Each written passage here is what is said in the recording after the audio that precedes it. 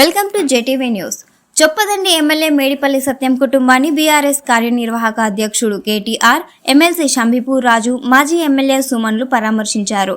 అల్వాల్లోని పంచశీల కాలనీలో మేడిపల్లి సత్యం కుటుంబాన్ని పరామర్శించి ప్రగాఢ సానుభూతిని తెలియజేశారు. రూపాదేవి చిత్రపటానికి పూలమాలలు వేసి నివాళులర్పించారు. అనారోగ్య కారణంతో రూపాదేవి ఆత్మహత్య చేసుకోవడం బాధాకరమని, ఆమె ఆత్మకు శాంతి చేకూరాలని ప్రార్థించారు. భగవంతుడు వారి కుటుంబానికి మనోధైర్యాన్ని అందించాలని కోరారు.